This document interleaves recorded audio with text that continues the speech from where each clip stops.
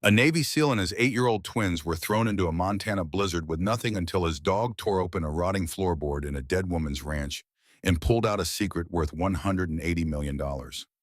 Snow buried the Powder River Valley as Caleb Rourke stood at the iron gate of his dead wife's family estate, his twins shivering at his sides and Kodiak growling at the men who had stripped them of everything. What none of them knew, not even Harlan Voss with all his lawyers and all his money, was that Nora had been 3 steps ahead of her father her entire life, and she had left a map. The morning it ended began like every other morning in the Voss estate. Gray light through tall windows, the smell of wood smoke and something expensive. Caleb had lived inside this house for 8 months, and he had never once felt welcome in it. He understood the arrangement from the beginning. After Nora died, Harlan had offered the east wing of the Billings estate as temporary shelter. The word temporary had never been defined. Caleb had accepted because he had 2 8-year-old children who had just lost their mother, and the apartment he kept between deployments had been surrendered when he came home for good. He accepted because he had no other options he was willing to put his children through. He accepted because Nora would have asked him to be gracious even when graciousness cost him something. He had not understood yet how much it was going to cost him. Kodiak was already awake when Caleb came downstairs. The German shepherd sat in the kitchen doorway with his ears forward and his amber eyes tracking something Caleb could not see. His sable coat caught the weak November light coming through the window above the sink. He did not look at Caleb when Caleb entered the room. He kept looking at the hallway that led to Harlan's study. Caleb filled 2 mugs of coffee, set one aside for himself, and stood at the window. Outside, the grounds were pale and perfect. Fresh snow on the hedgerows. The gravel drive raked clean, despite the weather. The gate at the end of the long approach road shut and locked as it always was. A man in a dark coat stood near the gate with his hands behind his back. He had not been there yesterday. Kodiak's growl was low and continuous, not aggressive, certain. Caleb set down the mug. Harlan Voss was 67 years old and had the posture of a man who had never been told no in a room where it mattered. He was broad through the shoulders not from labor, but from the kind of deliberate physical maintenance that wealthy men perform to signal discipline. His hair was silver white cut close.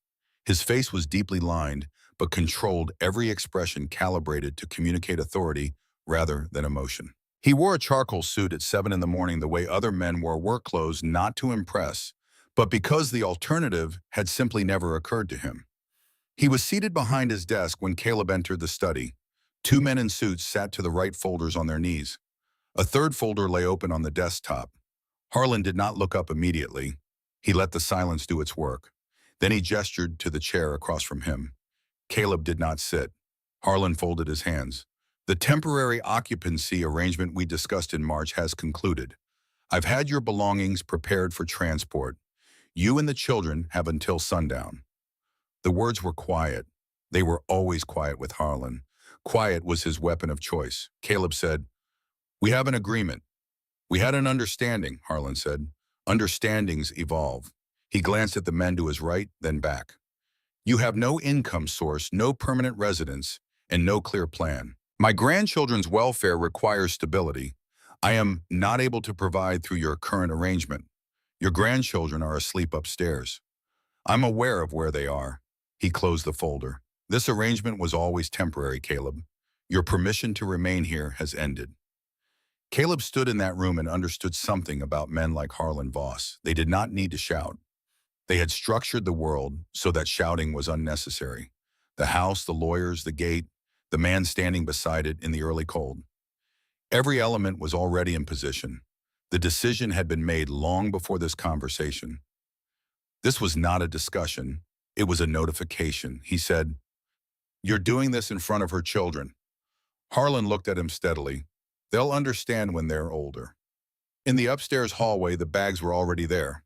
3 of them. Black contractor bags knotted at the top, lined up against the baseboard, as if the act of packing had been completed in the night while everyone slept. Mia and Owen stood in their doorway in pajamas, looking at the bags, then at their father. Kodiak moved to the space between the children and the staircase. He did not growl. He simply positioned himself low-shouldered, present a living barrier between what was behind them and whatever was coming next. On the floor at the end of the hall, the glass frame that had held Caleb and Nora's wedding photograph lay broken. The photo was still inside it. Nora in November light laughing at something just outside the frame. The glass had cracked across her face in a clean diagonal line. Caleb picked up the photo. He slipped it from the broken frame and held it. Mia pressed her face against his ribs. She did not cry out loud. She shook with the effort of not making noise the way children do when they have already learned that certain kinds of grief must be managed privately. Owen stood with his jaw set. He was trying very hard to look like he was not 8 years old. Caleb laid one hand on each of their shoulders and felt their weight, their warmth, the trembling that neither of them would name. He grounded himself through them. He always had. Outside, the snow was coming down harder. The gate opened long enough to let the truck through. In the rearview mirror, Caleb watched it close. The man in the dark coat stood beside it and watched them go without expression. The estate disappeared behind the tree line within a minute. Within 2 minutes, Billings itself was receding, the city giving way to the interstate giving way to the wide gray emptiness of a Montana November. Owen said, Where are we going? Caleb looked in the mirror. Kodiak's amber eyes met his from the back seat, steady and unreadable. Somewhere your mom used to love, Caleb said. He said it before he knew what he meant. Then he remembered. A name Nora had mentioned only a handful of times, always in the same tone she used for things she intended to return to. Her grandmother's old place. Out past Brodus, Powder River County. She had talked about it the way people talk about a door they mean to open someday. She had never gotten her someday. Caleb pointed the truck south and drove into the storm. 4 hours on Highway 212 through weather that had no interest in letting up. The wipers could not keep pace with the snow. The heater ran full and still the cold found the gaps in the old truck's doors and settled into the back seat where the twins sat bundled in every layer Caleb had managed to pull from the bags before they left. He wiped the inside of the windshield with his forearm where the condensation built and blurred the road ahead. The gesture was muscle memory, unremarkable until it was not. Until it pulled something up from 2 years ago without warning. Nora wiping the same condensation from her side of a rental car on a February drive through the Bitterroots. She had used her sleeve and then examined the sleeve as if surprised by it and then laughed at herself for being surprised. Her breath had made a shape on the window irregular and drifting, and she had announced that it looked like a rabbit and named it Gerald. The memory arrived whole and left the same way. 2 seconds. Gone. Caleb exhaled and watched the road. In the back seat, Owen had fallen asleep against Kodiak's flank. The dog sat upright, supporting the weight without shifting, his eyes moving between the road ahead and the dark outside the windows. Mia was awake, looking out at the snow with an expression Caleb recognized. It was the expression of someone trying to understand a new version of the world. They reached the county road turnoff past Brodus as the afternoon light began to fail. The road sign was bent nearly parallel to the ground. 2 miles of gravel and ruts, the truck bouncing snow deep enough in the ruts that Caleb had to keep momentum to avoid getting stuck. Then the cattle gate unlocked because no one had bothered to lock an empty property in years, and then the long drive between fence posts that had lost most of their wire. The ranch house appeared through the snow like something half remembered. It had been white once. Traces of paint remained on the south-facing boards where the weather had been gentler. The porch sagged on the left corner where a post had given way and never been replaced.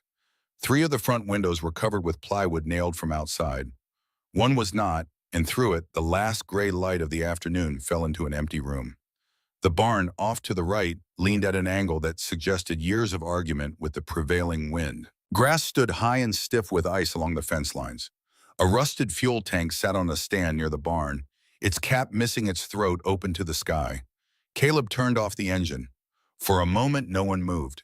Mia said quietly from the back seat, "Mom never brought us here." Owen, still half asleep, answered without opening his eyes. "She was saving it." Caleb sat with that for a second. Then he got out of the truck. Kodiak leapt from the back before Caleb could open the door. He hit the snow with a sound like a single muffled drumbeat and moved immediately to the perimeter, nose low, working the fence line in a wide arc. His breath clouded and dissolved as he went. He moved the way he always moved in unknown spaces, methodical, covering ground in a pattern that looked casual only to someone who did not know what they were watching. Inside the house smelled of cold wood and time. The kitchen still had its appliances, both useless. The floors were warped but solid underfoot. A cast-iron wood stove stood in the living room beside a stack of split wood that someone had left behind years ago and never come back for. The ceiling showed water stains on the north side. The master bedroom closet door was frozen open. A calendar from 2019 still hung in the kitchen hallway. Caleb walked through each room slowly. He was making the list. Roof on the north side, window seal on the east bedroom. The propane line from the tank outside would need checking before anything was lit. The wood stove looked functional. The flue was the question. Kodiak completed his sweep of the exterior and came back through the door Caleb had left open. He shook snow from his coat, once scattering it across the entry floor, then moved through the house behind Caleb, checking each room in sequence. He was thorough and unhurried. Bedroom, bathroom, back hallway. The room that had served as a study, then the living room. Kodiak stopped. He stood in the center of the room with his nose lifted, reading something in the air that Caleb could not access. Then he lowered his head toward the floor near the wood stove, toward a section of planking that was slightly higher than the boards around it, bowed up by something beneath or by years of uneven settling. He stepped forward and sniffed along the seam where the plank met its neighbor. Then he sat. He made a sound low and particular, somewhere between a whine and a note. He pawed at the board once. Deliberate. Caleb watched him. "What is it?" Kodiak looked up, then back at the board. "Not tonight," Caleb said. "Let's just get warm." Kodiak did not move away from the board. He sat beside it and stayed. They got the wood stove going on the third attempt using a gas lighter from the truck's emergency kit and the driest pieces from the bottom of the wood pile. The flue drew. Smoke rose. The fire took. Heat began to push against the cold in the room, slowly, incrementally, the way heat always moves in an old house. Caleb spread sleeping bags across the living room floor close to the stove.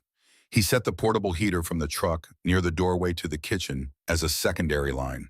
Mia and Owen ate crackers and peanut butter and the last of the apples from the bag Caleb had grabbed on the way through a gas station and brought us.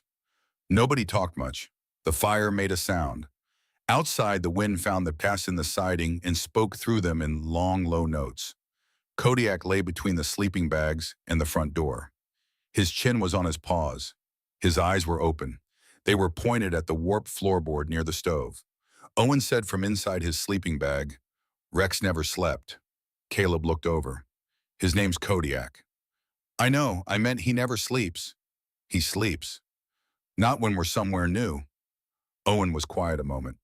"Is this somewhere new?" Caleb thought about it. "For us it is. Mia already most of the way to sleep. Mom would have liked the stove." Caleb lay back and looked at the ceiling. The stain on the north side was larger than it had appeared from the doorway. He added it to the list. Kodiak did not sleep. When Caleb finally closed his eyes near midnight, the dog was still sitting beside the warped board, still watching it, guarding against something only he could sense. 3 days passed. On the first day, Caleb found enough working tools in the barn to patch the worst of the window gaps with scrap lumber and plastic sheeting. On the second day, he got the truck's battery charged from the solar panel he had salvaged from the garage and used it to run a single lamp in the evening. On the third day, Mia began calling the house the ranch without being asked, which was the first time in 8 months she had named any space without the modifier that meant she was talking about somewhere she did not expect to stay. He drove into Broadus on the third morning for food and basic supplies. A town of roughly 1,200 people, wide streets, grain elevators visible from 2 miles out, a feed store, a diner with steamed windows, a county sheriff's office with 1 vehicle in the lot. The grocery was half a hardware store. Caleb moved through it quickly. He paid cash. On the way back, he noticed the shape in the tree line. It was 600 meters, give or take, to the north of the access road where the ponderosa stand thickened before the ridge. He almost missed it. The angle of the late morning light was wrong for shadows, and what he saw could have been a dead limb, could have been a fence post left standing from some previous property line. Except it didn't move. Not with the wind, not at all. And everything else in that tree line was moving.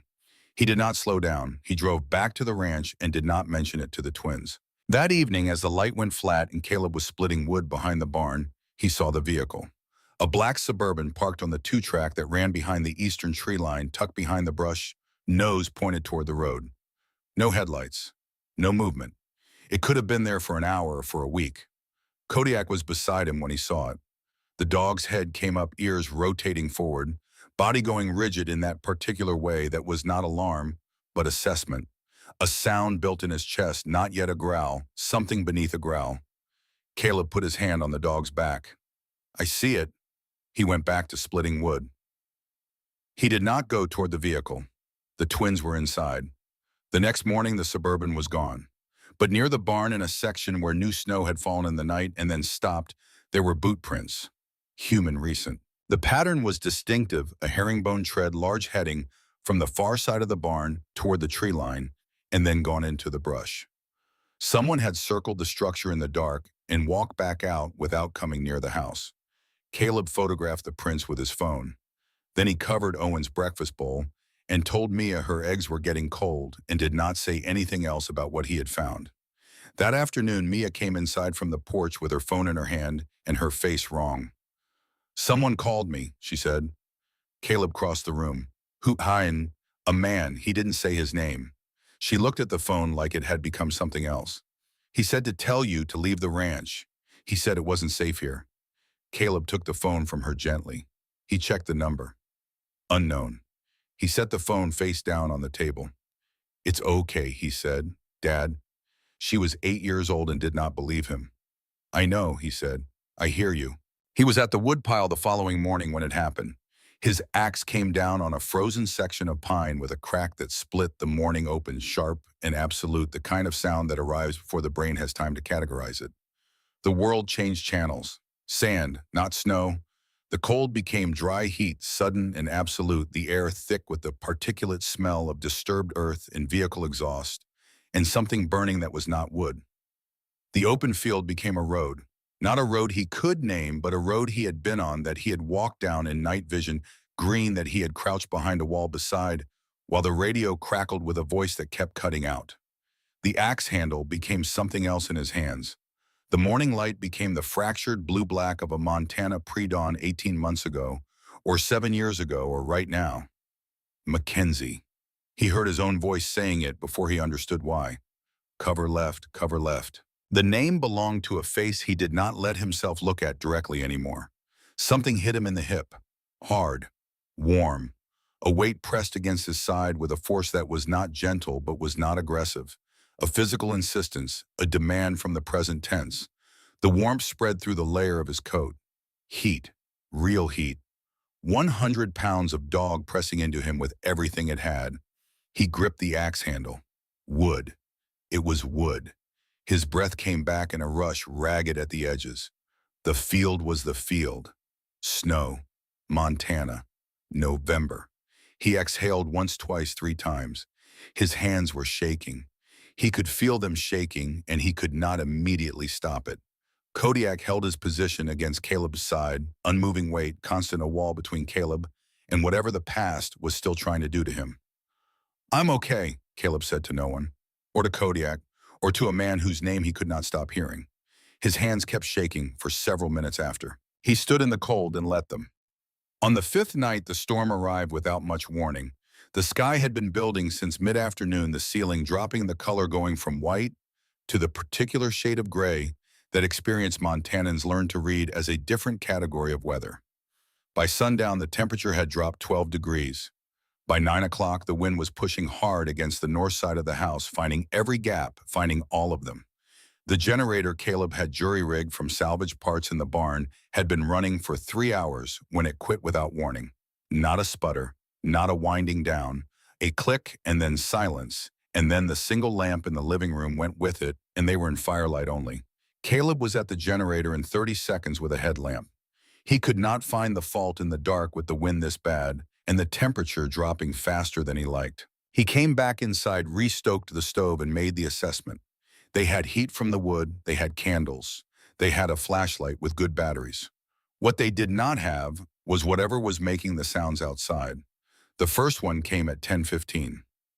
A bang against the north wall of the house, solid enough to rattle the window on that side. Not a branch. Too deliberate. Too single. Kodiak was on his feet before the sound finished. He moved to the north wall and stood facing it, every muscle forward, growl at threshold. Caleb had his hand on the dog's back in 3 steps. He checked the window. Nothing visible, only weather.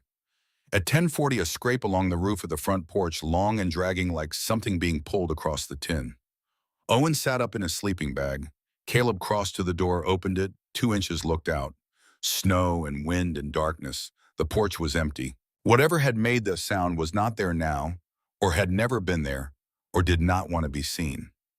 He closed the door. At 11:20 came the knock. 3 times the front door. Hard enough that the frame shook. Kodiak did not lunge at the door. He did something else. He turned from the door and moved fast across the room directly to the warped section of floorboard near the wood stove, and he dug. Not pawing, digging. Both front feet, his nails finding in the seam along the edge of the board, pulling the old wood, flexing and splitting. And then the section gave way with a sound like a sentence completing itself, and Kodiak lurched back from the edge of the hole and stood at its rim with every muscle locked. Mia had screamed. One short sound, then she caught it. Owen scrambled backward on his hands. Caleb crossed the room with the flashlight and looked into the opening. A cavity below the flooring, roughly 2 feet deep, the walls lined with boards that had been fitted and sealed against moisture with a care that was deliberate and planned. Dry inside despite the season, despite the years. And in the center of it, sitting level on a wooden shelf that had been built for exactly this purpose, a box, military grade. He knew the construction without having to think about it. Steel matte black corners reinforced with welded gussets. The fasteners along the top edge were the same specification as the ones he had used to seal equipment lockers on 3 different deployments. This box had been built to survive something or to outlast someone. He reached in and lifted it, heavier than the size suggested. He set it on the table that he had pulled to the center of the room 3 days ago and used for everything since. Candlelight fell across the top surface where the steel was scratched in one long diagonal mark that looked less like damage and more like a key being removed in the dark. The dog sat beside the table and watched. Owen said, "Open it, Dad." Mia said, "Wait." Caleb stood between their two certainties and found he agreed with both of them and could not act on either. He looked at the box for a long moment. He looked at the scratch. He looked at the fasteners, which were the same, exactly the same. He was not imagining it. "Nora, what did you do?" He released the first fastener, then the second, then the third, and the lid opened on a hinge that moved without resistance, as if it had been oiled recently, as if someone had planned for this moment to be easy, to be clean, to be nothing like the way everything else about these 8 months had felt. Inside, wrapped in a length of hand-knit yarn, was a scarf, blue-gray wool, the color of winter sky before weather. He knew the scarf. He knew exactly the scarf. She had worn it the November of the year they met, the first time they drove out of the city together, when she had fallen asleep against the passenger window. Somewhere past Livingston, and the scarf had slipped down around her shoulders, and he had reached over and pulled it back up without waking her, and understood somewhere in the reaching that he was in serious trouble. He had not seen this scarf in 4 years. He had assumed it was lost. His hand stopped moving. Kodiak stepped forward and pressed his muzzle against Caleb's forearm, briefly, lightly. "Come back," Caleb breathed. Beneath the scarf, a sealed envelope. His name in Nora's handwriting, the particular way she wrote the C in Caleb, with the bottom curve that turned back on itself like a question, reconsidering its own answer. Beneath the envelope, a USB drive in a waterproof case, gray plastic, the kind you find in outdoor supply stores. Beneath the drive, folded documents, legal paper dense with text and signatures. And at the bottom, a business card, white stock, simple type, Ruth Calloway, estate attorney, Missoula, Montana. Caleb picked up the envelope. On the back below, his name in smaller letters, "If Cody found this, read it now." He opened it. The letter was short, a single-page front, only written in the unhurried hand of someone who had chosen each word carefully and then lived with the choice long enough to be sure. "If you are reading this, then what I feared has already happened. Dad did what I knew he would do. I'm sorry you're on the other side of it. Do not wait. The USB has documentation that Ruth needs. Get to her before Dad's lawyers do. She has been expecting you. She knows everything except when you would arrive. The ranch belongs to us, Caleb. It always did.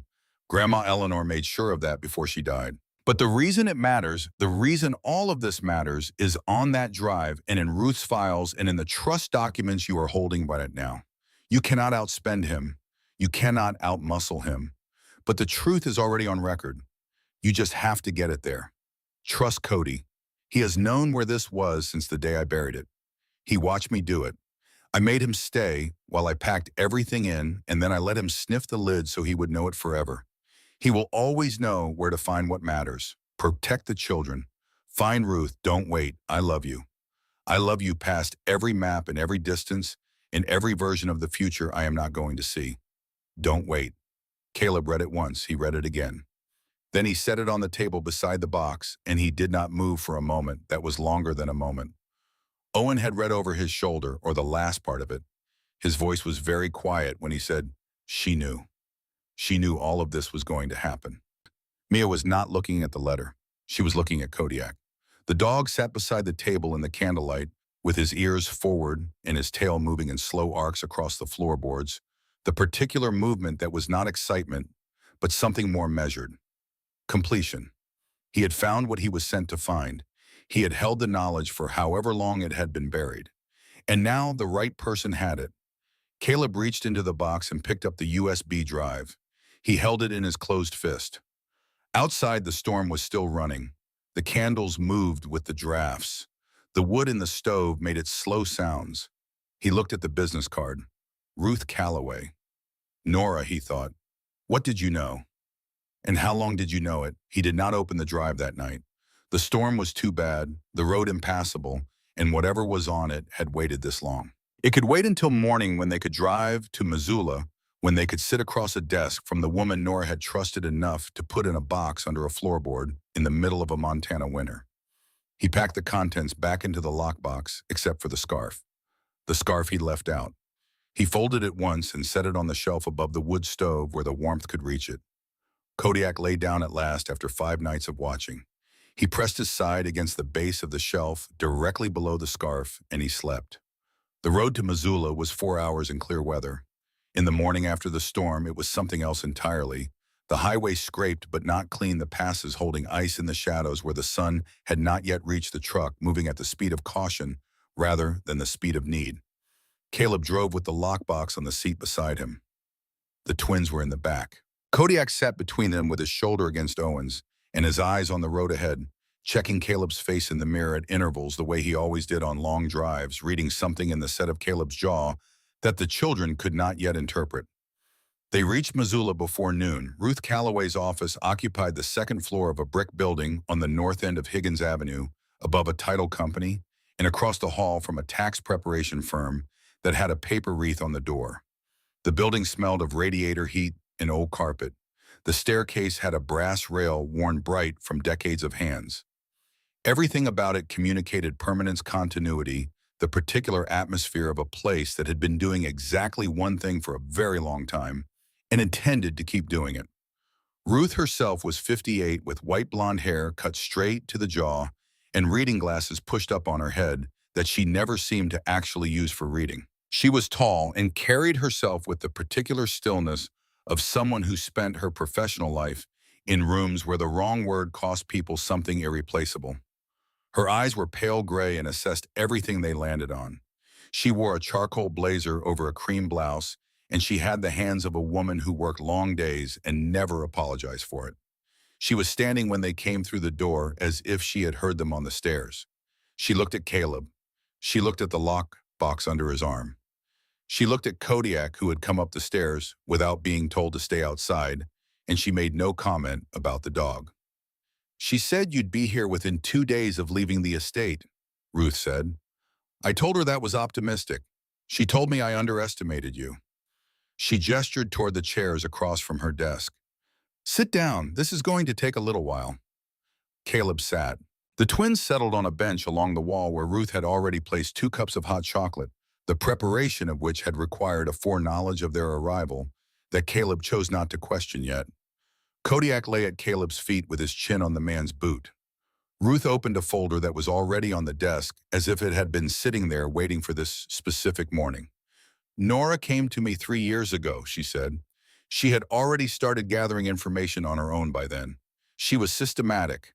She knew what she was looking for, and she knew how to find it without alerting her father. Ruth set a document on the desk and turned it to face Caleb. "What I'm going to tell you arrives in a specific order because the order matters. I need you to hear each piece before the next one lands. Caleb said he understood. Nora's grandmother, Eleanor Calloway, was her mother's mother. The Calloway line had no connection to Harlan Voss's finances, his business holdings, or his estate planning. Eleanor built her wealth independently over 60 years primarily through agricultural land acquisition in Powder River and Carter counties, and through a series of mineral rights retained after land sales in the 1980s. By the time of Eleanor's death 3 years ago, the consolidated value of those holdings had grown considerably. He was already listening very carefully. Nora was the sole beneficiary of Eleanor's estate, Ruth continued. Moi, her mother, not a charitable trust. Nora directly by name because Eleanor had watched Harlan Voss manage money for 20 years, and she had formed a clear opinion of what would happen to anything she left accessible to his influence. She paused to let that sit. Eleanor also watched Harlan maneuver around the estate planning process in the 2 years before her death. He had power of attorney over Nora's mother. He used it. Caleb said he redirected money. He redirected money, Ruth confirmed. Not clumsily. It was structured over 4 transfers across 18 months, and each transfer had a justification that would hold up to casual scrutiny. Eleanor caught it because Eleanor had been watching him for longer than he knew. She set another document on the desk. She restructured her trust 6 months before she died and appointed me as executor with explicit instructions to keep the asset inventory sealed until Nora requested disclosure. Nora requested disclosure 14 months ago. The room was quiet. Snow tapped lightly against the window behind Ruth's shoulder. The radiator made its sound. Kodiak did not move. Caleb said, "How much?" Ruth looked at him steadily. The current assessed value of the Calloway Trust, including all real property mineral rights in consolidated investment accounts, is $180 million. The number arrived and the room received it in silence. $180 million. The radiator hummed. A car moved on Higgins Avenue below. Owen across the room had gone very still. Mia was looking at Caleb's face, trying to read what the number meant by reading what it did to him. Caleb said, "That's not possible." Nora drove a 6-year-old Subaru and argued with the grocery app about delivery fees. "That's exactly what she intended," Ruth said. She was protecting the asset from her father's attention. She understood that the moment Harlan Voss believed there was generational wealth in her line that he had not yet controlled, he would move to control it. Ruth set a third document on the desk, heavier than the others, bound with a binder clip along the left edge. Nora also understood something about her father's psychology that I think you may have discovered for yourself by now. "He doesn't stop," Caleb said. "He doesn't stop," Ruth agreed. So Nora structured the trust with an activation clause. The full value of the estate, including legal authority to pursue fraud recovery from the redirected Eleanor Calloway funds, transfers to you and the children only under specific triggering conditions: coercion, financial interference, custody manipulation. She let a beat pass. Harlan Voss has spent the past 8 months activating every single one of those triggers. She predicted his behavior with a precision that I find professionally rather extraordinary. She knew he would try to take the kids, Caleb thought. She built the whole thing around the fact that he would try to take the kids. Ruth reached into the folder and produced one additional document, this one a single page with a court seal at the top and a signature at the bottom he recognized. There is a family court date in 3 weeks. Harlan filed for emergency custody 6 days ago. His petition cites PTSD-related instability and lack of fixed address. She set it down with the specific deliberateness of someone who wanted him to see it before she finished the sentence. "I have already filed the counterpetition. The trust documents, the fraud evidence from the USB you brought, and Eleanor Calloway's original restructuring paperwork are now on record." Caleb looked at the document. He looked at the signature. He looked at Ruth. "She trusted you with everything," he said. "She did," Ruth said, "and she trusted you with the children." Those were not separate decisions. They were the same decision. She removed her glasses from the top of her head, looked at them, and put them back. "You should know that she also left something with me that is not part of the legal record. A letter. She asked that I give it to you today, not before." She produced an envelope from the inside cover of the folder. It was sealed. His name was on the front in Nora's handwriting. He did not open it in the office. They were on the front step of the building. Caleb with the lockbox and the envelope and the folder of documents that Ruth had sent him away with when he saw the Suburban. Black, same model, same missing plate angle, parked on the far side of Higgins with the engine running. He could see the exhaust rising in the cold. The angle of the windshield made it impossible to see the driver. He looked at it for 3 seconds. Kodiak stood beside him and looked at it for the same 3 seconds, and the sound that built in the dog's chest was low and certain and did not fully emerge. Ruth had stepped out behind them. She looked at the vehicle and then at Caleb. "That's not one of mine," she said. Caleb reached back and put the lockbox in the truck through the rear door. He made sure the children were in. He got in and started the engine and watched the Suburban in his mirror as he pulled out. It moved when he moved. It followed for 3 blocks and then turned north and was gone. "They know we went to the lawyer," Caleb said, not to anyone specifically. Kodiak was in the back seat between the twins. The dog's eyes were forward, which means they know what she left behind. He drove south out of Missoula and did not speak again until they were back on the highway. They were 2 days back at the ranch when the first line was cut.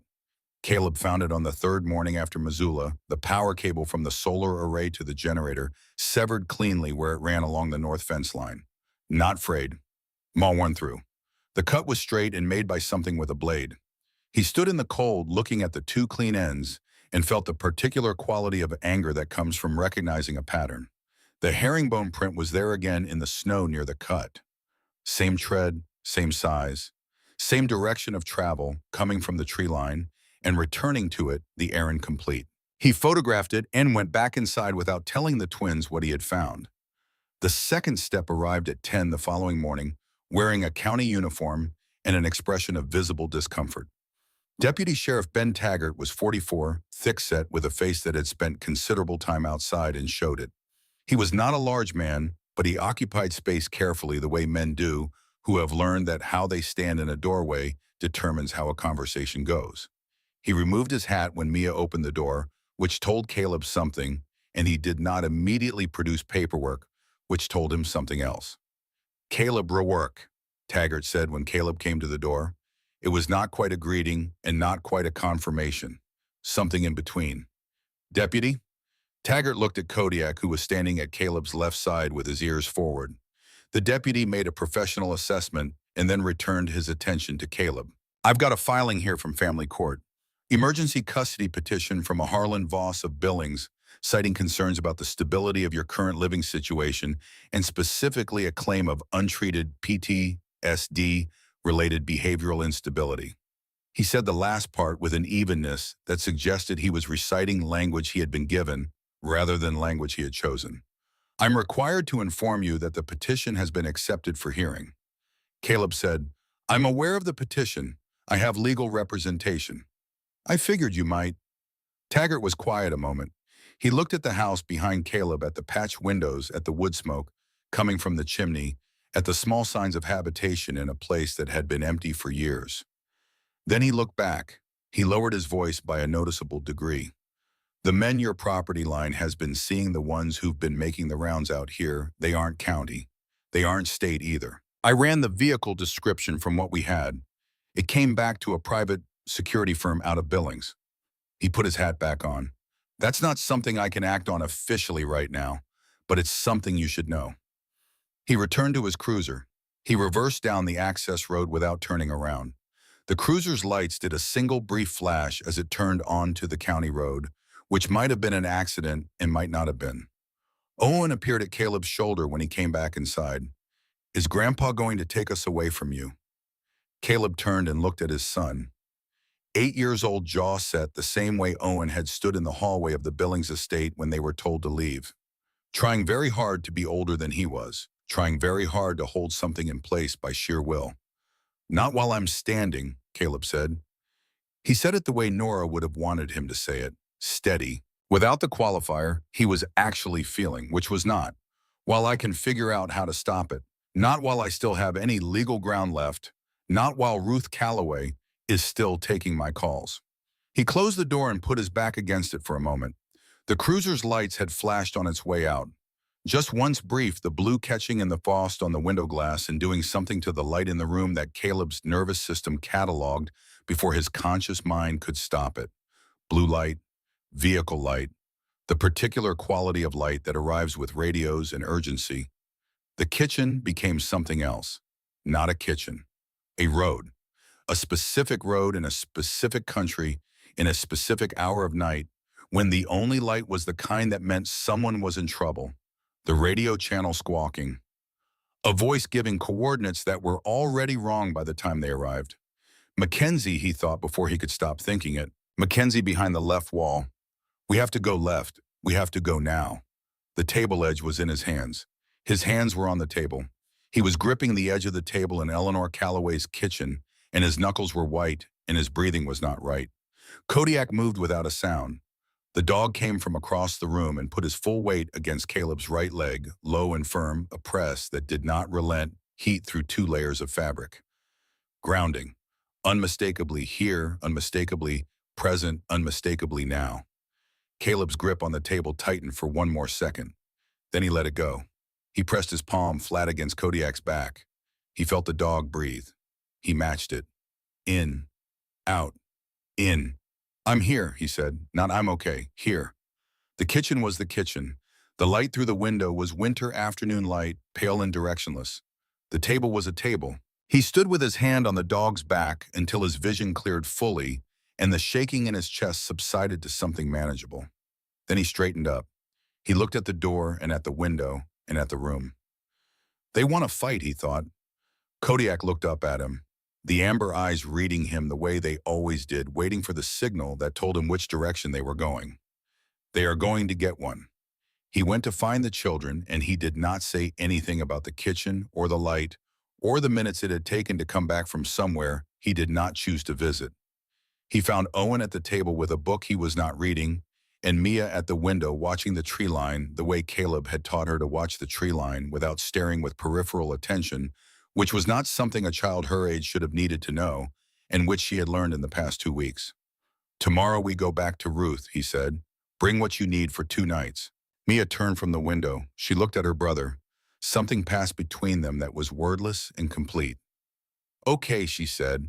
They spent that evening in the barn, Caleb repairing the hinge on the barn door that had been loose since arrival, the twins helping in the way children help with tools, when they understand that helping is actually keeping their father company. Kodiak moved through the barn in his perimeter pattern. He checked the equipment wall, the hay area, the feed storage corner. He stopped at the back wall and stood in front of a section of boards that Caleb had noted previously as being slightly different in color from the surrounding wood, slightly newer, fitted with a care that did not match the general state of the barn. The dog did not dig. He stood and looked at the wall, and then he looked at Caleb. Caleb crossed the barn. He ran his hand along the board seams. The fit was tight but not original. The wood had been cut and placed deliberately seated flush, but not nailed in the way the surrounding boards were nailed. He found the edge. He pulled. The panel came away clean, and one piece hung on 2 notches that Nora or someone working for Nora had cut precisely, a simple mechanism designed to be removable without tools and invisible to anyone who was not looking for it specifically. Behind the panel, a second cavity deeper than the one beneath the living room floor, lined with construction plastic, sealed with tape along every seam. On a wooden shelf inside, wrapped in the same protective plastic and secured with the same waterproof tape, a digital recording device in a protective case, a sealed envelope, and a folder bound with 2 rubber bands thicker than the trust documents, thicker than anything Ruth had produced, containing photographs and papers that Caleb began to look through and then stopped.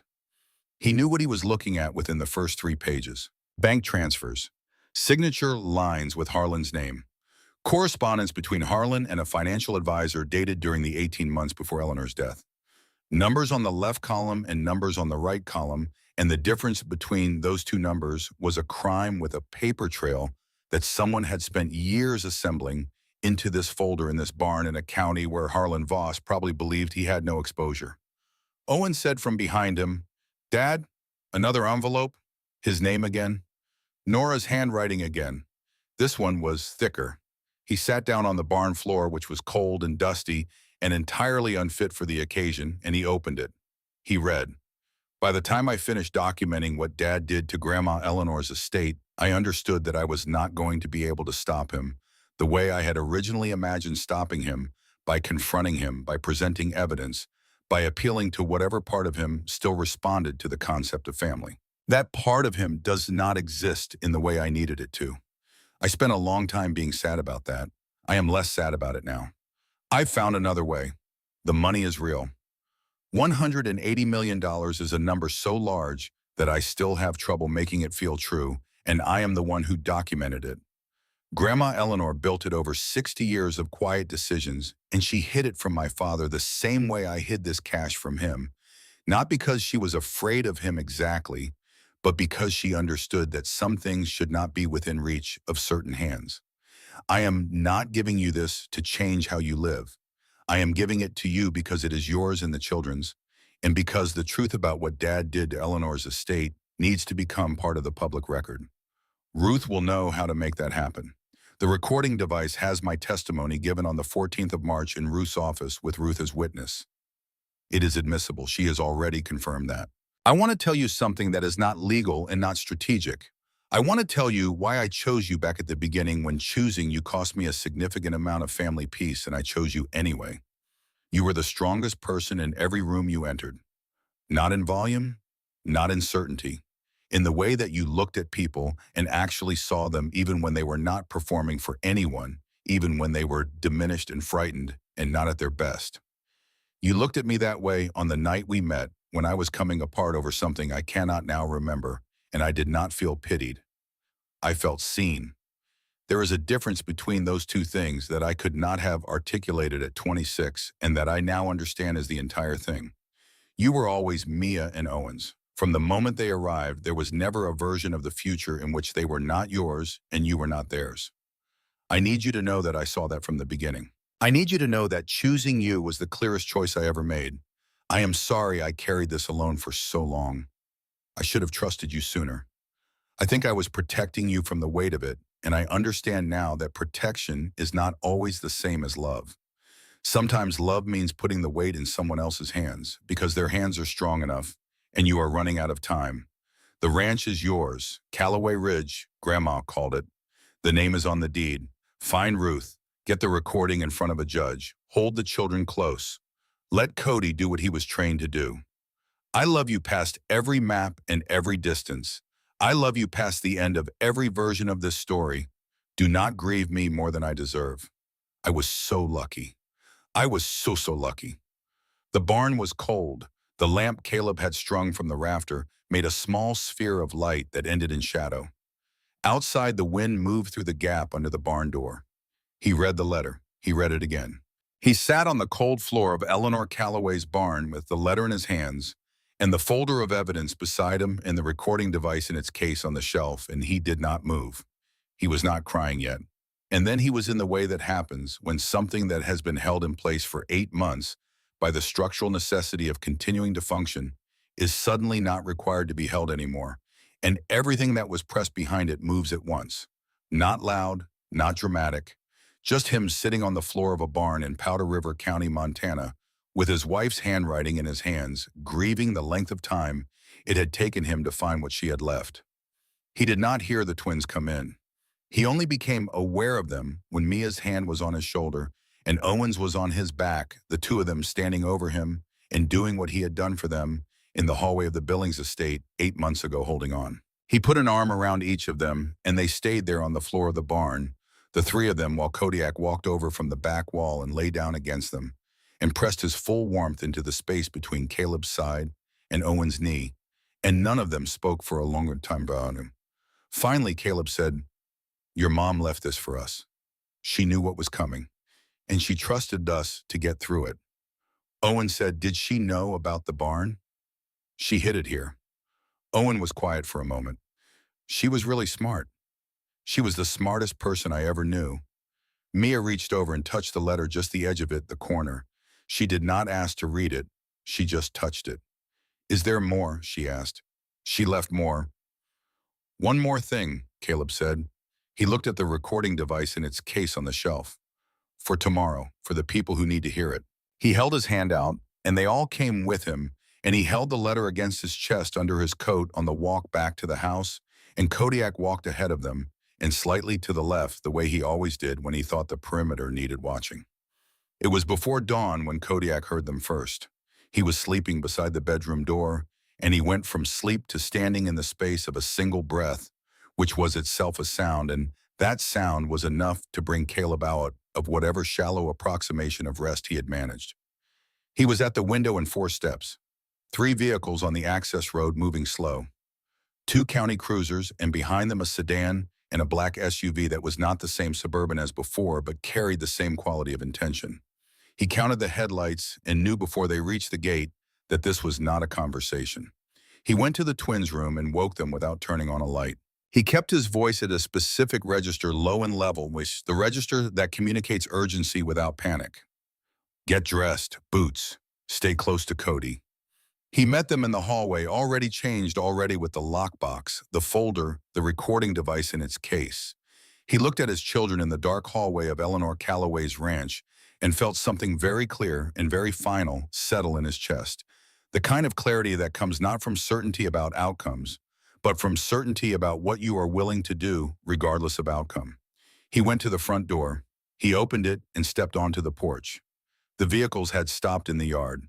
2 deputies he did not recognize from Taggart's description were stepping out of the cruisers. A man in a suit emerged from the sedan with a folder, walking with the briskness of someone executing a plan that had been organized at a desk. And from the black SUV, last moving without hurry, came Harlan Voss, 67 years old. Silver hair, charcoal coat over a charcoal suit. He looked the same as he had looked in the billing study. Exact the same. No weather, no hours of driving, no pre-dawn cold had touched his surface presentation at all. He stood in the yard of his dead wife's mother's ranch and looked at Caleb on the porch, the way he had always looked at Caleb, with the patient assessment of a man who has never seriously believed the situation would not ultimately resolve in his favor. The deputy with the folder spoke first. Caleb Rourke, I have an emergency custody order signed this morning by Judge Warren of the 4th District Family Court granting temporary custody of Mia and Owen Rourke to Harlan Voss pending the scheduled hearing. Caleb said, You don't have cause. His voice was low and completely even. You don't have proof of harm, behavioral instability, or any documented failure of care. You have a signature from a judge who received a filing from a man with money and a phone call to the right people. He descended 1 step from the porch. 1 step only. He stood at the edge of the porch with his hands at his sides. Kodiak came through the door. He did not wait to be told. He came through the door with the particular efficiency of a dog who has been trained for exactly this kind of geometry, reading the configuration of bodies in a space and positioning himself where the greatest number of threats could be monitored from the smallest number of positions. He planted himself at the base of the porch steps, between the steps and the yard, between the men with papers and the door behind which 2 children were standing. He did not bark. He did not lunge. He showed his teeth to a degree that was precisely calibrated teeth, without sound, the military working dog's version of a final warning, and the deputy with the folder stopped walking. The suited man from the sedan also stopped. No one in the yard moved. Into this stillness came another sound from the access road. Not the sound of threat, but the sound of ordinary car tires on frozen gravel, and then headlights appeared, and then a silver sedan Caleb recognized came into the yard and stopped, and Ruth Calloway got out of it in her charcoal blazer with a leather bag over one shoulder and a folder in her hand, and the particular expression of a woman arriving precisely where she intended to be at precisely the time she intended to be there. She walked past the deputies without acknowledging them. She produced a document from the folder without breaking stride and extended it toward the deputy who had spoken.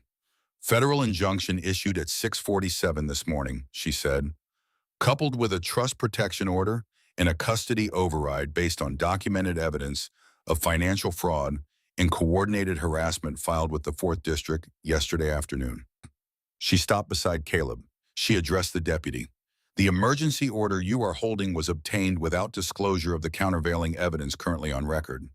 Your judge will want to know that before this goes further. The deputy read the injunction. He read it again. He turned to speak to his partner, and then Harlan Voss walked forward. He walked past his deputy and past the suited man and past the vehicles until he was standing 10 feet from the base of the porch steps, until he was standing 10 feet from Kodiak. He looked at the wine with the detached appraisal of a man who assessed everything by its utility and then he looked past the dog at Caleb. "I am trying to protect my grandchildren," he said. "Quiet, always quiet. You have no income, no stable address, no structure. You are a man with a documented psychiatric condition, raising two children in a condemned building in one of the most isolated counties in the state. Whatever Nora left behind, whatever story Ruth has constructed from it, does not change the material reality of their daily lives." Caleb looked at him for a long moment. He said, "Nora chose me. She spent 4 years protecting us from you. She trusted me with her children, and she trusted me with everything you thought you'd buried." He let a beat go. "Your daughter was smarter than you. She was smarter than you for her entire life, and you spent her entire life not being able to see it." Another beat. "I think that must be a very difficult thing to live with." Harlan's face did not move. Not at first. Then Kodiak barked. One sound, single enormous carrying across the snow and the yard and the frozen tree line in the distance in every direction, a sound that was not warning and not aggression, but was instead something more like authority, the bark of a dog that has assessed the situation and reached a conclusion. Everyone in the yard heard it. The deputies heard it. The suited man heard it.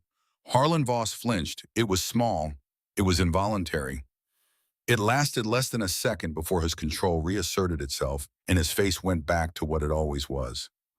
But it had happened. Taggart, who had arrived in a third cruiser in the final minute and was standing by the access road watching, saw it. Ruth saw it. Caleb saw it. The first crack. In all the weeks and all the money and all the machinery of pressure that Harlan Voss had directed at this family, this was the first time something had moved in his face that he had not put there himself. "The deputies will be standing down," Ruth said to no one in particular and everyone in general. "The injunction is clear. We'll see everyone in court in 3 weeks." The man in the suit said something to one of the deputies. The deputy said something back. Papers moved between them. The energy in the yard changed by degrees the way a storm front changes the machinery winding down. Harlan turned back to his SUV. He stopped once with his hand on the door. He did not turn around. "This isn't finished," he said. Caleb stood on the porch of Eleanor Calloway's ranch with his children behind him and his dog in front of him, and the first real light of morning starting to show along the ridge to the east. "Yes," he said, "it is." Harlan got into the vehicle. The convoy reversed out of the yard slowly, no urgency, the performance of men who are leaving because they have chosen to leave and not because they have been made to. The black SUV went last, and as it turned onto the county road, Caleb watched Harlan's silhouette through the tinted rear window. The man was on his phone before the door had fully closed. Whoever he was calling, his voice would be quiet. It was always quiet. But the standoff was over, and the phone call was what came after a battle that had already been decided. Caleb understood battles. He understood what a man reaching for a phone in retreat actually meant. He looked down at Kodiak. The dog was watching the access road with the focused attention of a sentry at end of shift, tracking the last vehicle out of sight before releasing his posture by a single degree. Then he turned and looked up at Caleb, amber eyes level waiting. Ruth came to stand beside Caleb on the porch. She watched the road for a moment in silence. 3 weeks, she said. "We'll be ready." "We're ready now," Caleb said. Ruth looked at him and then at the bum and then at the road where the taillights had disappeared. She put the folder under her arm. "I know," she said. "That's exactly what worries him." The courthouse in Missoula was a federal building from the 1930s, stone and symmetry, the kind of architecture that was designed to communicate that certain things did not change with administrations or seasons or the preferences of particular men. The hallway smelled of floor wax and radiator heat. The benches in the gallery were oak-worn smooth by decades of people sitting in them to watch other people's lives get decided. Caleb arrived early. He wore the suit he had owned since before the Navy charcoal, slightly narrow across the shoulders now, in the way that clothes become when a person has changed and the clothes have not. He had pressed it the night before using a damp cloth in the wood stove the way his mother had shown him once when he was 17 and had nowhere to be that required pressing a suit, and had done it anyway because she said a man should know how. Kodiak was at his feet under the respondent's table. One paw rested on Caleb's boot. The dog had been admitted without discussion, which Ruth had arranged with the kind of quiet efficiency that suggested she had made the same arrangement before, and understood which conversations to have in advance. The gallery was not empty. Caleb had not expected it to be empty, but he had not expected what it actually was. People from Broadus. 3 ranchers he had seen at the feed store, none of whom he had spoken to beyond transactional exchange. Margaret from the county library. Ben Taggart in civilian clothes, seated in the back row with his hat on his knee. A woman Caleb did not recognize, who wept quietly from the moment she sat down and did not stop, who he later learned had been Eleanor Calloway's neighbor for 31 years. They had come because word travels in small counties the way weather travels ahead of itself and through everything. Harlan Voss sat at the petitioner's table with 2 attorneys in suits that cost more than the truck Caleb drove. He did not look at Caleb when Caleb came in. He looked at the documents in front of him with the focused attention of a man who had decided that looking elsewhere was beneath him. The twins were in Ruth's outer office with Ruth's assistant, a woman named Carol, who had a jar of hard candies on her desk and a calm that suggested she had managed frightened children in waiting rooms before and found it well within her range. Caleb had explained to Mia and Owen that morning what the day would involve and what it would not involve and what he needed from them, which was to stay with Carol and not worry, and they had looked at him with 8-year-old faces that communicated clearly that not worrying was not something they were going to be able to provide. He had kissed each of them on the forehead and come to court. Judge Patricia Ewan was 61 with reading glasses on a chain and the manner of someone who had heard every variety of human difficulty and had formed precise opinions about which ones were worth her attention and which ones were wasting it. She entered without ceremony, and the room stood, and she waved them down with the same gesture she probably used to turn down second helpings. Ruth stood. She began with the photographs. A deputy from Powder River County had certified them the week prior, establishing chain of evidence, establishing timestamp. Ruth placed the first one on the display board beside the petitioner's table so that Judge Ewan and the gallery could both see. Exhibit A, Ruth said, the main power cable from the respondent's solar array to his generator, photographed on the morning of November 19th. The cut is clean and straight. The respondent photographed boot prints beside the cut, distinctive herringbone tread, size 13, which appear in 6 additional photographs taken across 8 days surrounding the respondent's property. She set those photographs in sequence. This was not an equipment failure. This was deliberate interference with the respondent's ability to heat and light a home in which 2 children were living. Judge Ewan looked at the photographs without expression, which Caleb had already learned meant she was paying close attention. Exhibit B.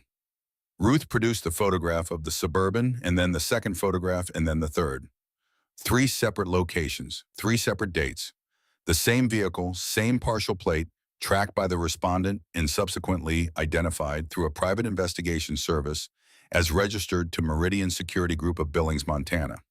Meridian Security Group's primary clients include Voss Properties, LLC, the petitioner's primary holding company. She let the gallery absorb the connection without underlining it further. This was coordinated surveillance of a family with 2 children conducted continuously for a period of no less than 3 weeks. Harlan's lead attorney, a man named Briggs, who had the posture of someone perpetually preparing to rise to an objection, wrote something on his notepad. Exhibit C. The trust documents, the suppressed notifications, the correspondence between Harlan's financial advisors, and a transfer account that had no legitimate connection to Eleanor Calloway's estate planning. 3 separate attempts to obstruct the respondent's notification of his legal standing as beneficiary trustee, each bearing the petitioner's signature or his authorized agent's signature. The earliest is dated 4 months before Eleanor Calloway's death. Briggs rose. Judge Ewan looked at him. He sat down. Exhibit D. The bank transfers, the 18 months of structured diversions. The difference between the column on the left and the column on the right, which Ruth read aloud as a total figure that caused a sound to move through the gallery, like wind moving through a field. Not loud, involuntary, the sound of people absorbing a number and understanding what it meant. And Exhibit E, Ruth said. She removed the recording device from its case and set it on the exhibit table. She looked at Judge Ewan. Your Honor, this is an audio recording made by Nora Rourke on the 14th of March of this year in my office with myself as witness and a licensed notary present. Mrs. Rourke was not coerced. She was not under medication that would affect her legal capacity.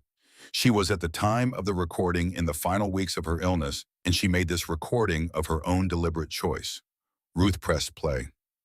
The room received the sound of Nora's voice. It was quieter than her natural voice had been, the illness having taken volume without taking clarity, and it was very precise, each word seated carefully in the sentence, as if she had rehearsed the sentences until she was certain they would hold. My name is Nora Rourke. I am making this statement voluntarily on the 14th of March in the presence of my attorney, Ruth Calloway, and a notary of record. I am of sound mind. I understand that this recording may be used in legal proceedings following my death, and I am making it with that purpose. My father, Harlan Voss, diverted funds from my grandmother, Eleanor Calloway's estate, across a period of 18 months prior to Eleanor's death. I have documented this diversion in detail. The documentation is in Ruth Calloway's custody. I am not making this statement out of anger toward my father. I am making it because the truth should be on record and because I do not have enough time left to wait for a better moment. I want to state clearly for any proceeding that may follow that my husband, Caleb Rourke, is the only person I trust completely with the lives of our children. He is not unstable. He is not dangerous. He has given 15 years of his life to this country and everything that remains of it to our family. Any claim to the contrary has been manufactured by a man who has confused the accumulation of control with the practice of love. And I say that not to wound him, but because I believe it is true and because the truth is the only thing I have left to give. My children belong with their father. That is my wish stated clearly on the record with full knowledge of what I am asking and why. That is all. The recording ended. Caleb had closed his eyes when her voice began. He kept them closed for the length of it. Kodiak pressed harder against his foot, the weight steady and constant, holding the present tense in place through the sole of his shoe. The gallery was absolutely silent. No movement. No breath that could be heard. The woman who had been Eleanor Calloway's neighbor had stopped weeping because she had run out of the energy required for it and was simply sitting with her hand over her mouth. Caleb opened his eyes.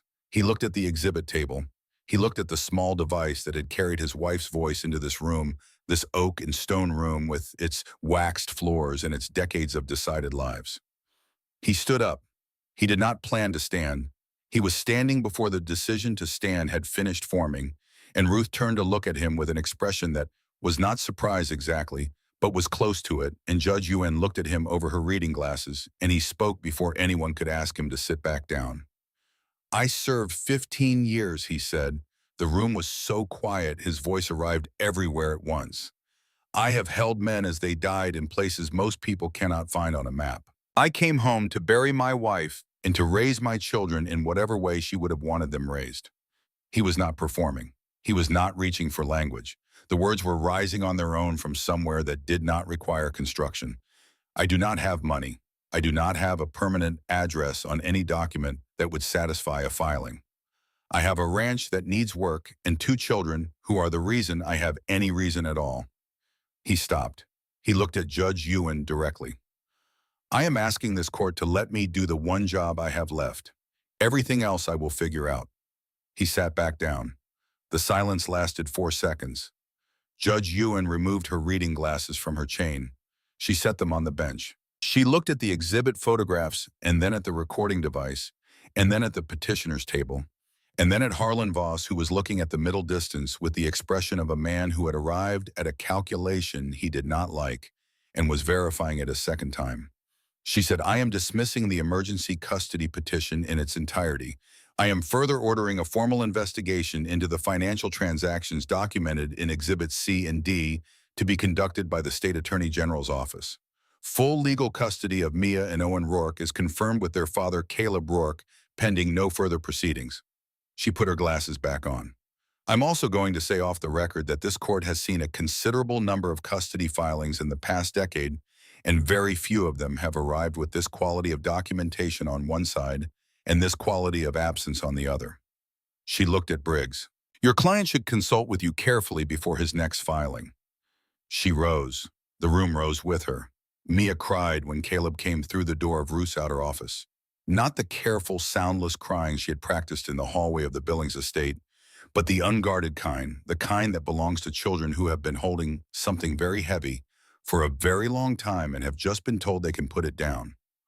Owen did not cry. He exhaled very slowly from somewhere deep, as if he had been holding the breath since November. Kodiak moved between them and pressed his head against Mia's ribs and held it there, and Mia wrapped both arms around his neck and said something into his fur that was too quiet to hear. Harlan Voss left through the side exit.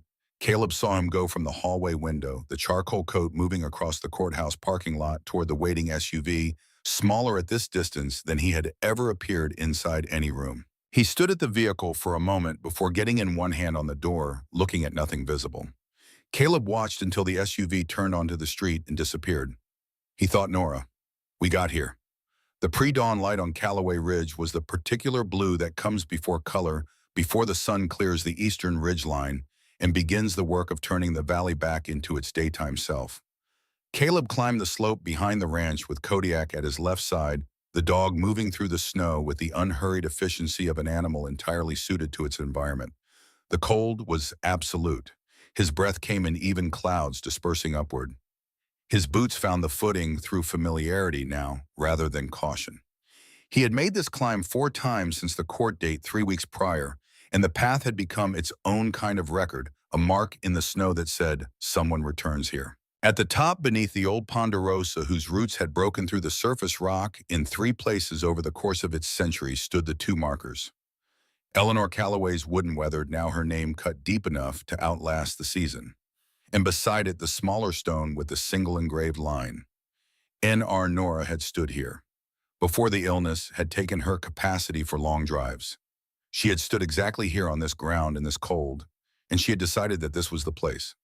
Caleb did not know when. He had not known about this ridge at all until the moment he climbed it the first time and found the stone already there, placed with the care of someone who had thought about placement. She had been 3 steps ahead of everyone, even in the end. He stood at the markers for a while without speaking. Then he spoke. I got your letters, he said. Both of them. The drive. All of it. He looked at the stone with her initials. The engraving was clean and precise, the way she did everything. I wish you had told me sooner. I would have been beside you for every part of it. You know that. He stopped. He started again. I'm sorry I couldn't fight the one thing that couldn't be fought. I'm sorry I wasn't there when it mattered most. His voice went somewhere else for a moment. He waited for it to come back.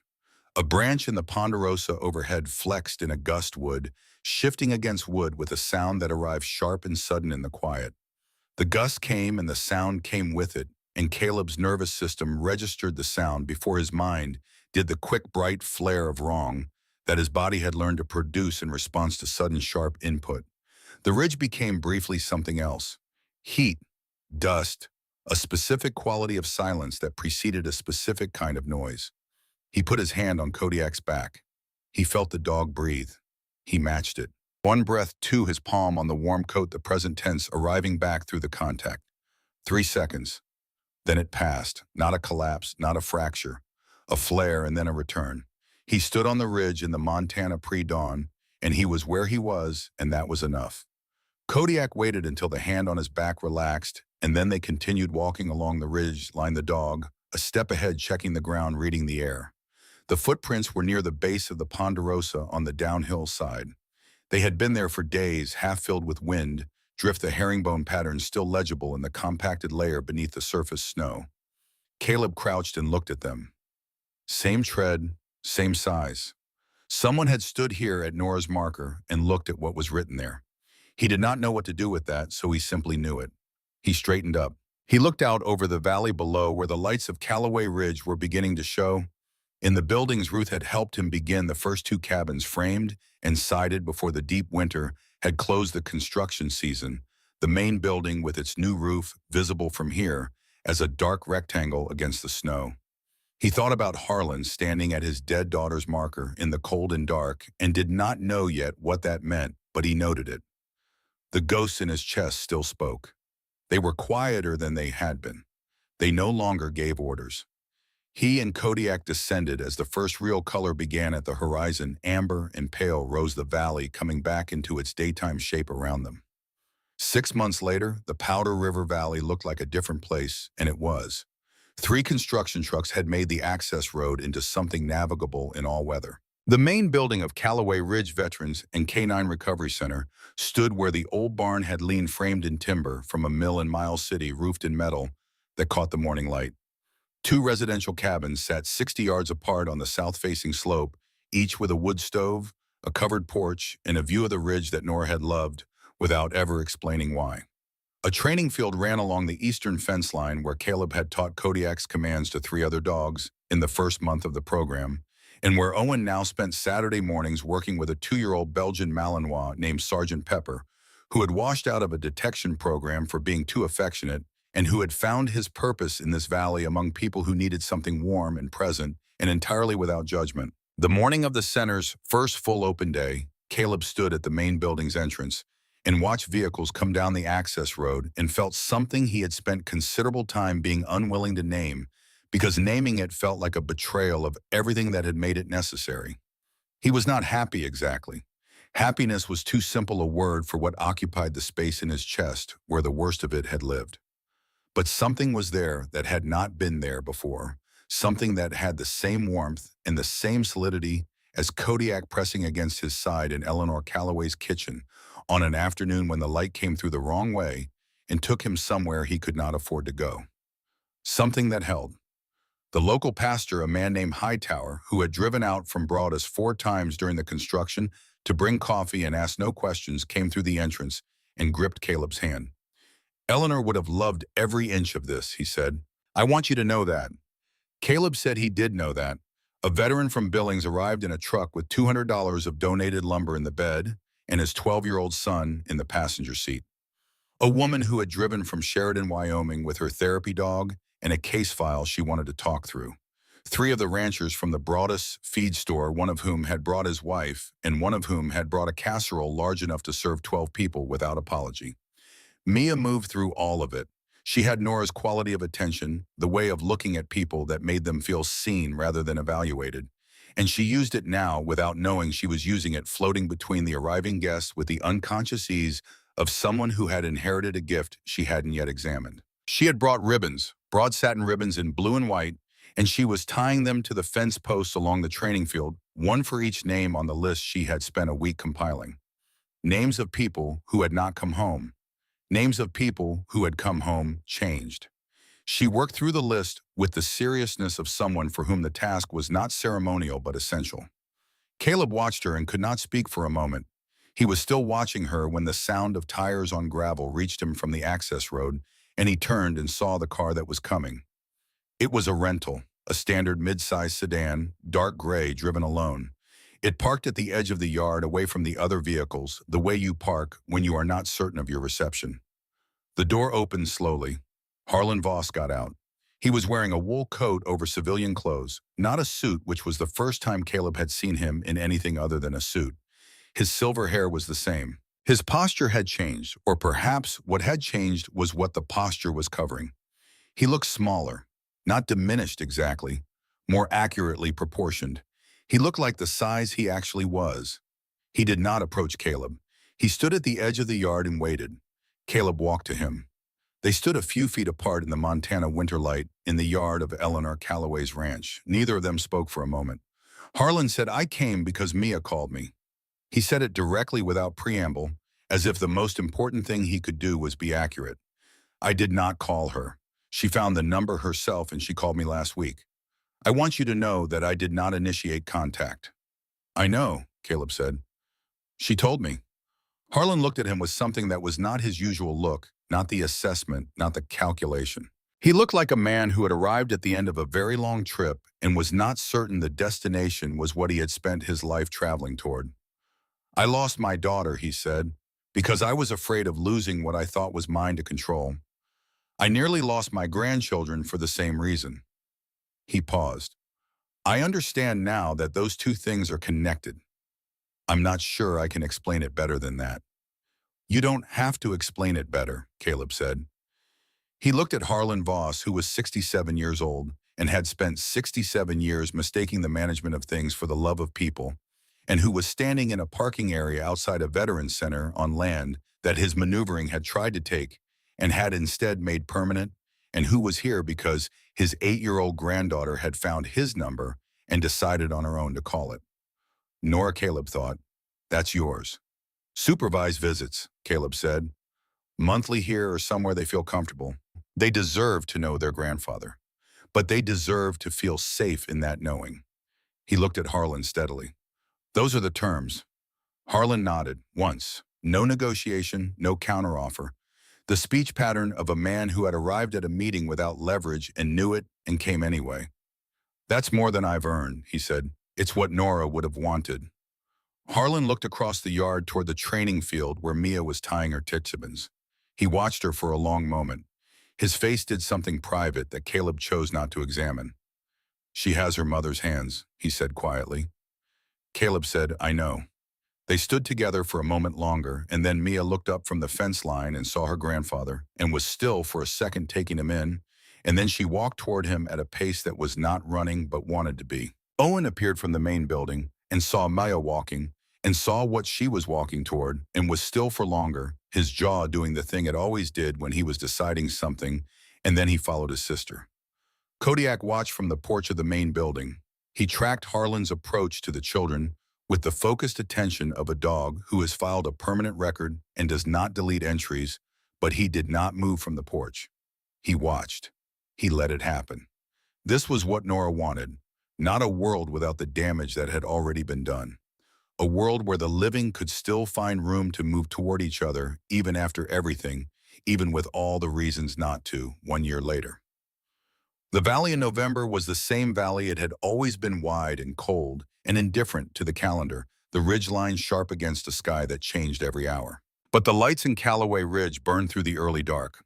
Now the cabins and the main building and the small outbuilding that had become the K-9 training center, all of it visible from the highway as a cluster of warm gold in the blue of the winter evening.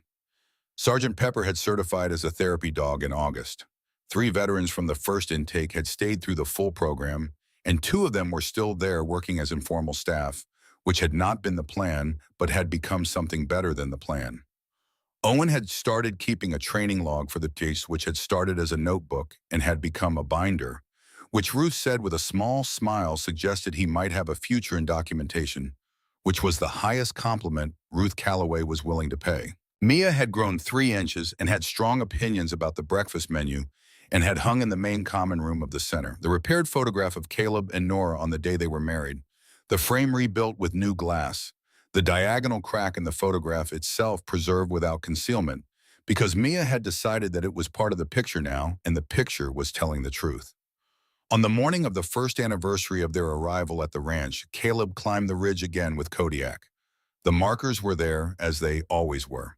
Eleanor's, Nora's, and Kodiak stopped. Not at the markers. Slightly downhill from them, at the base of the Ponderosa on the north side, where a root had broken the surface and created a small hollow between the root and the rock face behind it. The dog stepped forward and dug, not urgently, but with the deliberate purpose of an animal that has located something it has known about for some time and has been waiting for the correct moment to produce. Caleb came forward and knelt.